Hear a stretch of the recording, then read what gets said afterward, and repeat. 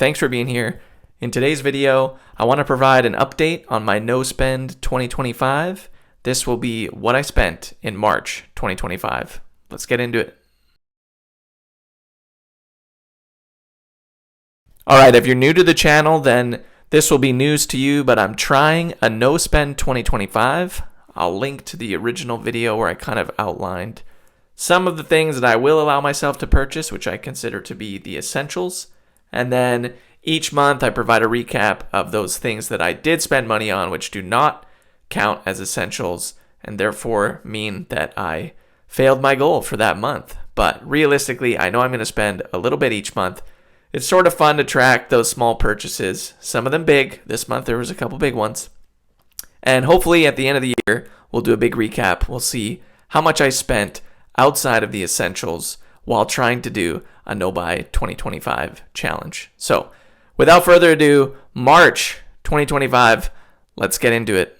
All right, I made 6 purchases that I would count as not essential, purchases that were avoidable, purchases that, looking back, I certainly didn't have to make at the moment.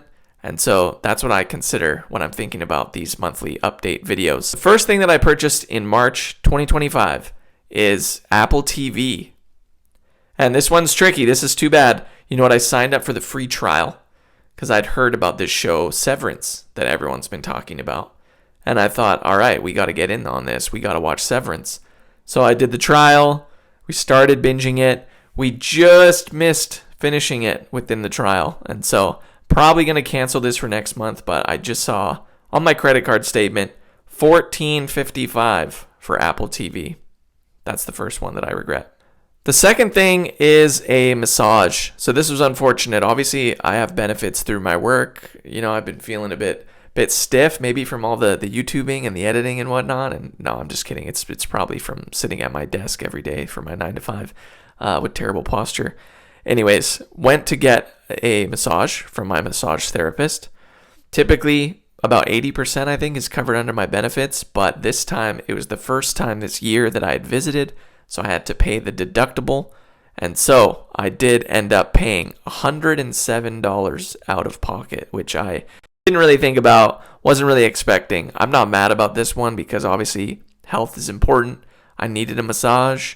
However, it stings. Looking back, it stings. It's the biggest purchase that I've made outside of what I deem to be my essentials this year. Third is a slice of pizza on my lunch.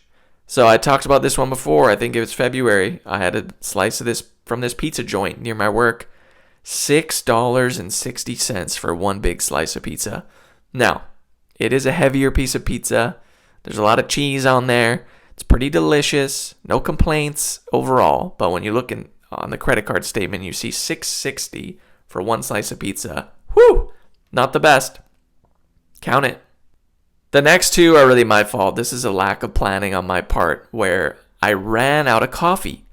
You know, I typically, before my 9 to 5 every day, I'll have 1 cup of coffee, right? I have a Keurig. I use Keurig pods.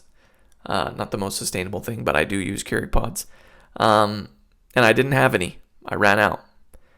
And I went one day with no coffee. And it's not that I'm addicted to caffeine, but something didn't feel right.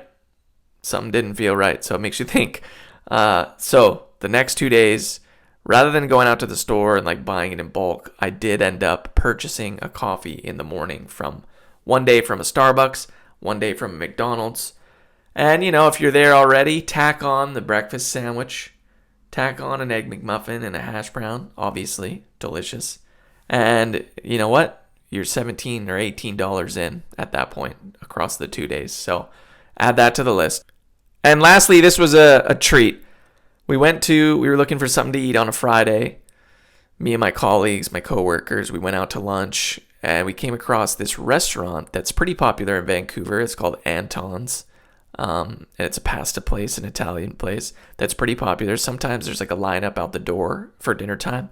We kind of peeked inside. We saw that there was actually space for lunch.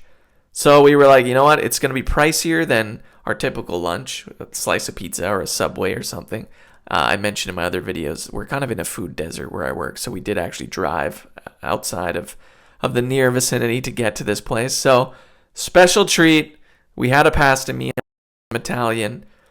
Final price $33.57. So adding up those 6 purchases, the grand total for March of 2025 is $180.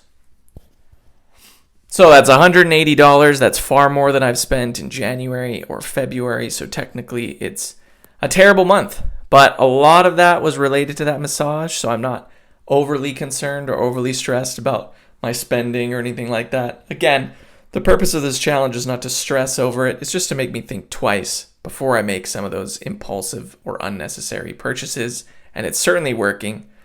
If you've been following from the beginning, I really appreciate it. Thanks for watching. And if you're new, please stick around, consider subscribing. I try to make relatable financial content on YouTube. 13 videos in, I'm trying to make 100. The focus is really on earning, saving, and investing. If those are topics that are interesting to you, and you're someone who's trying to improve your professional or financial trajectory, please consider subscribing, and I'll see you in the next video. Thanks.